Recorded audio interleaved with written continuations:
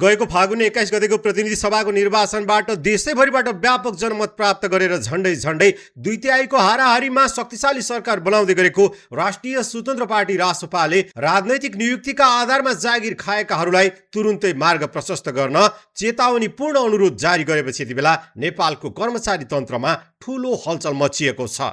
रासपाका प्रवक्ता एवं नवनिर्वाचित प्रतिनिधि सभा सदस्य मनिष झाले पार्टीको यो गृह कार्यलाई बुझिदिन सबैलाई आग्रह समेत गरेका छन्। हामी पुनर्संरचना सहितको नयाँ मोडलमा जाँदैछौँ। जनताले तिरेको करबाट राजनीतिको स्वार्थ व्यवस्थापन गर्न गरिएका नियुक्तिहरूबाट नियुक्ति पाएकाले मार्ग प्रशस्त गर्नुपर्दछ। प्रवक्ता झाले बताएका छन्, योजना आयोग र महान्यायाधिवक्ता कार्यालयमा हुने नियुक्ति सत्ता परिवर्तनसँगै स्वत हटे जस्तै बाँकी सबै नियुक्ति स्वत मार्ग प्रशस्त गरिदिएको हामी हेर्न चाहन्छौँ। रासपाका वरिष्ठ नेता बालेन्द्र शाह बालेनले प्रधानमन्त्रीको शपथ खानै लागेको पूर्व सन्ध्यामा रासपाले कर्मचारी तन्त्रहरूमाथि चलाउन लागेको यो डण्डाले अब एमाले, कांग्रेस र माओवादीले आफ्नो राजनैतिक पहुँचलाई दुरुपयोग गर्दै गरेका विभिन्न नियुक्तिहरूमा अब व्यापक फेरबदल समेत आउने भएको छ। त्यसरी जागिर खाएकाहरू स्वत नबदलिएको खण्डमा उत्पन्न हुने प्रक्रियागत झन्झटलाई नियुक्ति पाएकाहरूले बुझिदिनु आवश्यक रहेको पनि प्रवक्ता झाले बताएका छन्। प्रधानमन्त्री एवं मन्त्री परिषद कार्यालय स्रोतका अनुसार 2 वर्ष अघिको तथ्याङ्कले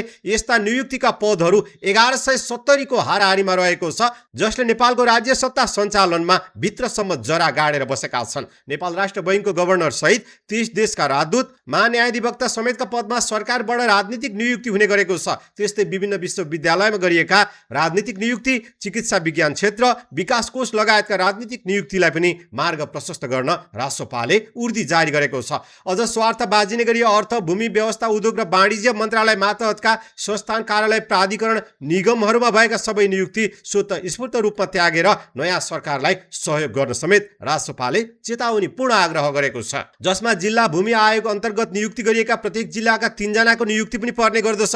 विगतमा राजनीतिक दल र नेतृत्वको खल्तीबाट मनमौजी रूपमा भएको नियुक्तिलाई नयाँ जनादेशले स्वीकार नगर्ने यथार्थलाई बुझिदिन रासपाले आग्रह गर्दै यस्तो उर्दी जारी गरेपछि यति बेला नेपालको ब्युरोक्रेसीमा ठूलो हलचल मचिएको छ भने ओली, देउवा र प्रचण्डको गोजीबाट नियुक्त भएका धेरै कर्मचारीहरू अब पदमुक्त हुने समेत संकेत देखिएको छ।